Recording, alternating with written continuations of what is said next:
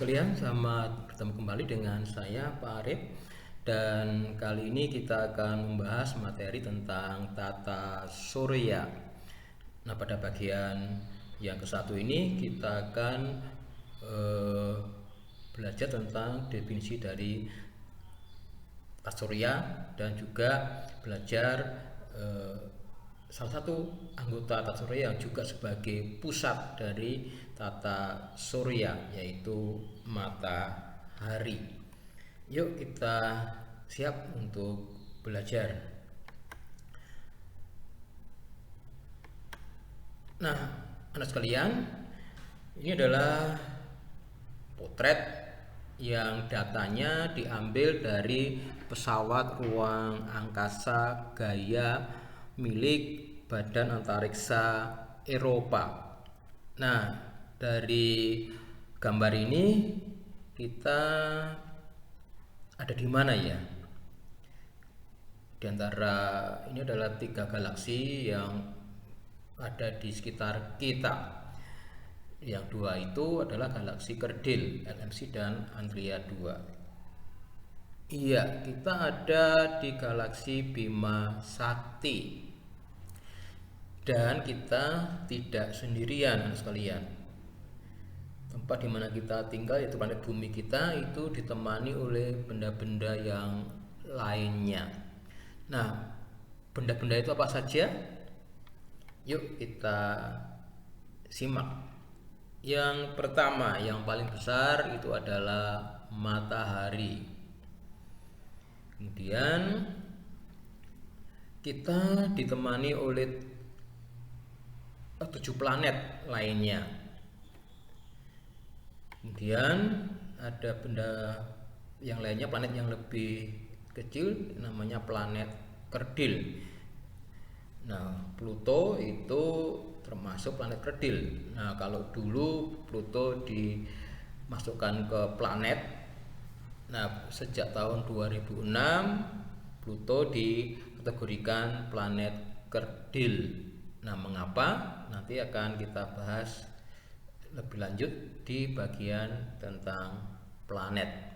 Nah, kemudian ada juga benda-benda yang lebih kecil dari planet, yaitu asteroid yang berotasi di antara Mars dan Jupiter.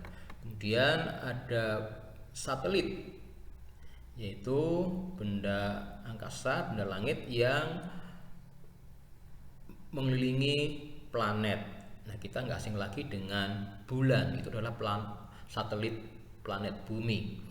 Nah, masih ada ratusan lagi satelit yang ada di tata surya kita yang mengelilingi planet-planet. Nah, kemudian ada benda angkasa lainnya yang bercahaya, kemudian seperti berekor. Nah, itu adalah komet. Kemudian ada yang seperti terbakar, membara, yang memasuki atmosfer bumi, itu disebut sebagai meteor. Nah, benda-benda ini membentuk susunan yang disebut sebagai tata surya. Nah, secara jelas tata surya itu dapat didefinisikan sebagai kumpulan benda langit yang terdiri atas sebuah bintang yang disebut matahari dan semua objek yang terikat oleh gaya gravitasinya. Objek-objek tersebut termasuk 8 buah planet yang sudah diketahui dengan orbit berbentuk elips, kemudian 5 planet kerdil atau katai, 173 satelit alami yang telah diidentifikasi.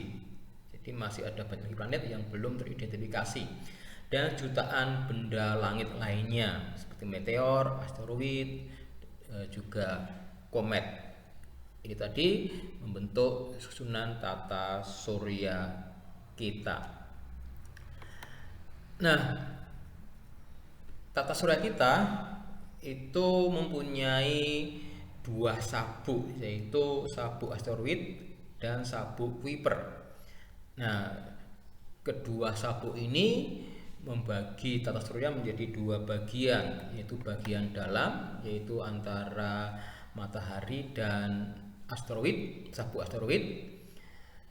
Nah, di bagian dalam ini terdapat 4 planet, yaitu Merkurius, Venus, Bumi, dan Mars, sehingga juga disebut sebagai planet dalam. Kemudian antara sabuk asteroid dan sabuk Kuiper ini adalah bagian luar dari tata surya kita.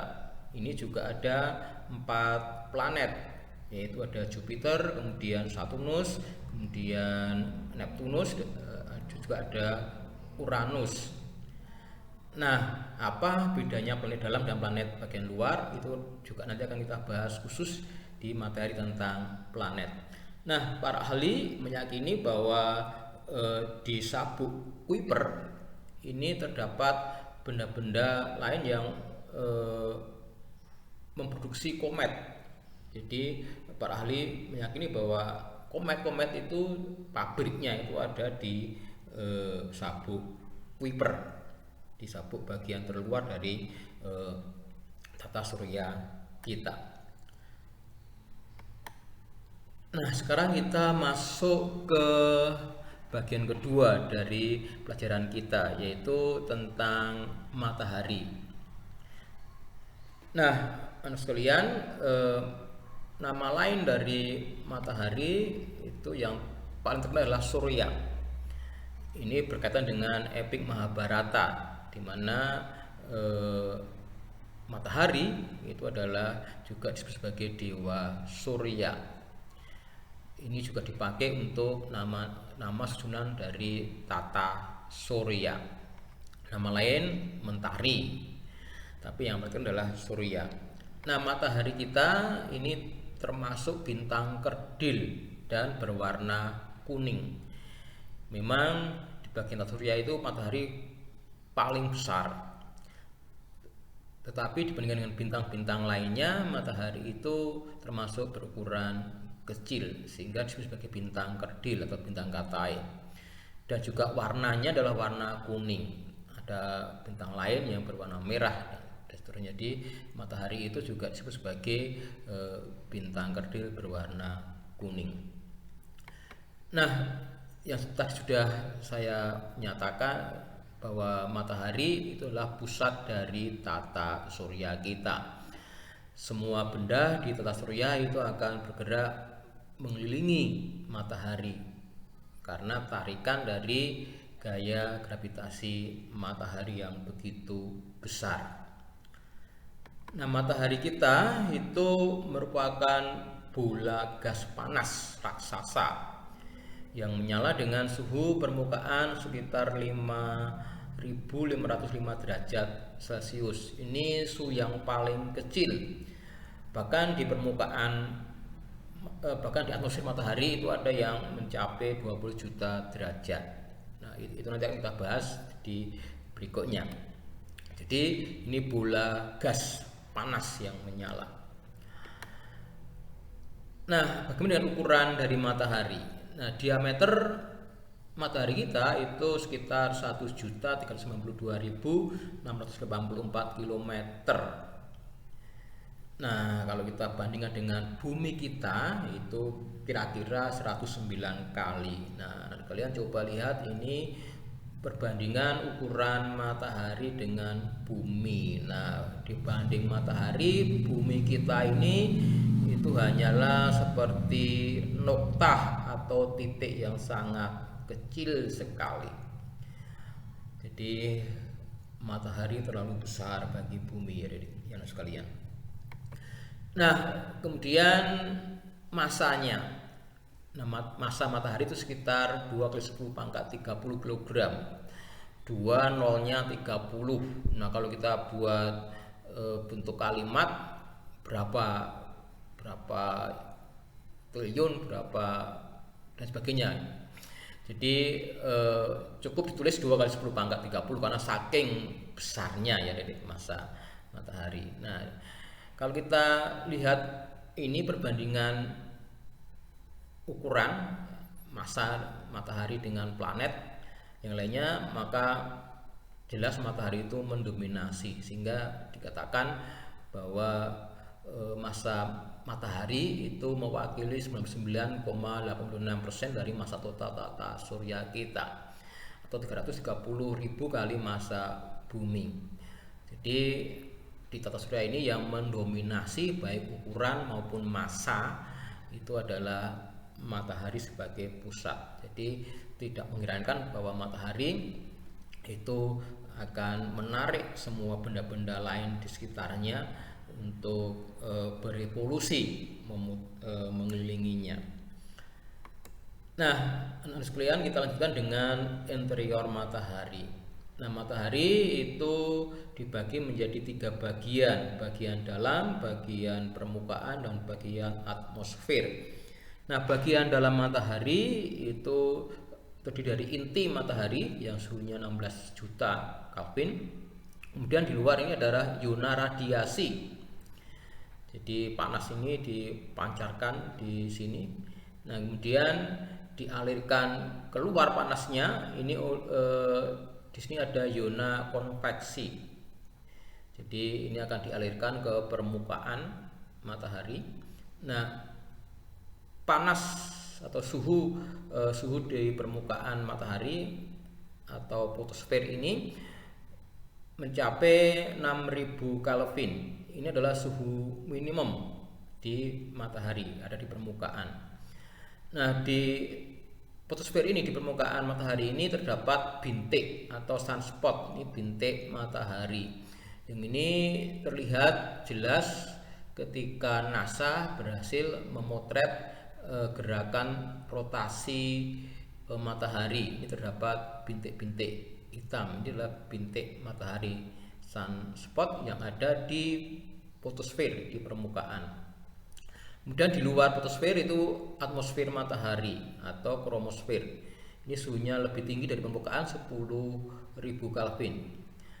Nah, di permukaan ini terjadi banyak peristiwa. Ada letusan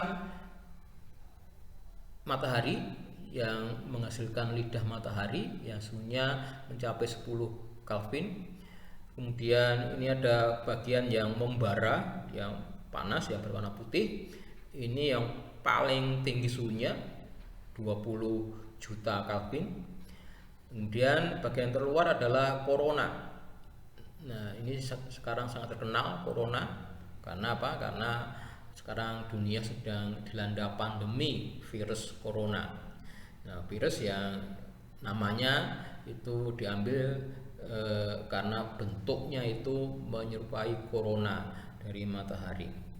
Nah, corona matahari ini dapat dilihat dengan mata telanjang ketika ada gerhana matahari total. Ini di luar ini, ketika semua permukaan matahari ditutupi oleh bulan, maka di bagian luar akan terlihat corona dengan jelas. Nah, yang bawah ini adalah letusan matahari. Ini yang menghasilkan lidah matahari yang mengeluarkan medan magnetik dan medan listrik dari matahari, dan ini menyebar ke tata surya yang disebut sebagai badai matahari. Nah, anak sekalian, sekarang mari kita lanjut ke gerakan dan letak dari matahari kita. Nah, sekarang mari kita lihat tur matahari. Kita akan melihat matahari itu ada di mana. Ya, ikuti ya. Jadi ya, kita mulai dari matahari yang akan kita tuju, tapi kita mulai dari bumi di mana kita berada. Ini kita ada di planet bumi. Ya, kita mulai bergerak dari bumi.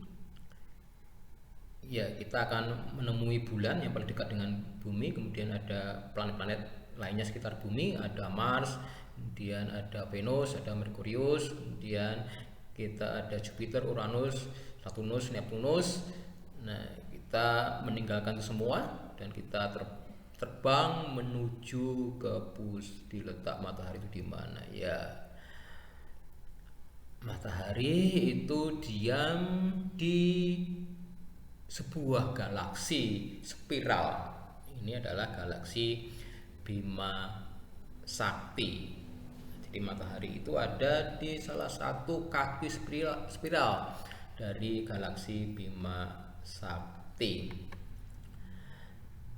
Nah, sekarang kita akan mengamati lebih lanjut matahari ketika ada di galaksi Bima Sakti. Nah, sekalian, di sini matahari tidak diam. Matahari itu mempunyai gerakan. Nah, yang pertama adalah rotasi. Sama seperti bumi, planet yang lainnya, matahari juga berotasi, berputar pada porosnya. Nah, lamanya rotasi itu berbeda-beda, di kutub, di khatulistiwa itu beda-beda, tapi rata-rata rotasi bumi itu adalah 27 hari di bumi. Jadi matahari sekali rotasi itu memerlukan waktu sekitar 27 harinya bumi.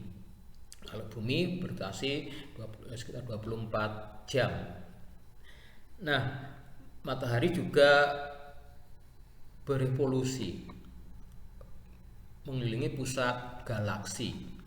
Nah, jarak bumi dengan pusat galaksi itu sekitar 28.000 tahun cahayanya.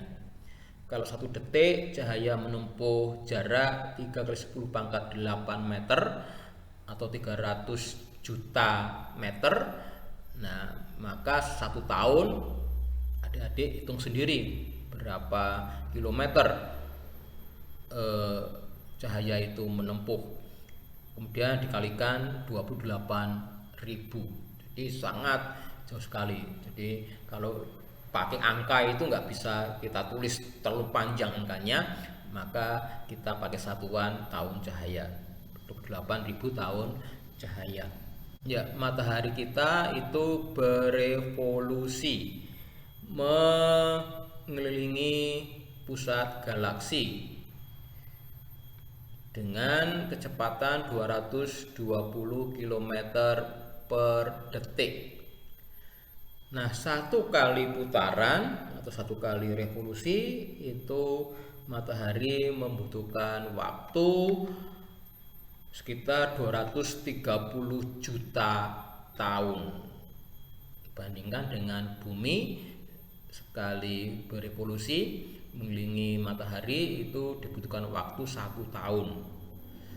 Nah, matahari mengelilingi pusat galaksi itu 230 juta tahun. Berarti diperlukan berapa generasi untuk 1 kali putaran saja. Jadi umur kita itu nggak apa-apanya dibanding dengan revolusi dari matahari. Nah, anak sekalian, dari apa yang kita pelajari, kira-kira apa sih yang membuat kita bisa berkembang karakter kita? Nah, di sini kita akan bisa belajar salah satu karakter, yaitu kita akan dibuat semakin kagum atas kemahabesaran dan kemahakuasaan Tuhan. Dan ini akan meningkatkan iman dan takwa kita kepada Tuhan. Kalau ciptaan Tuhan yang begitu besar, begitu luas tadi, betapa maha besarnya Tuhan sebagai penciptanya, dan juga betapa maha kuasanya Tuhan yang dapat menciptakan benda-benda yang luar biasa tadi. Nah, sekalian, sampai di sini dulu pelajaran kita. Nah, kita lanjutkan besok tentang hukum gerakan planet Kepler. Ini sebagai pengantar dari kita membahas materi tentang planet dan benda-benda yang lainnya. Hukum ini akan menjelaskan bagaimana gerakan planet ketika mengelilingi matahari. Baik, sampai berjumpa di lain kesempatan.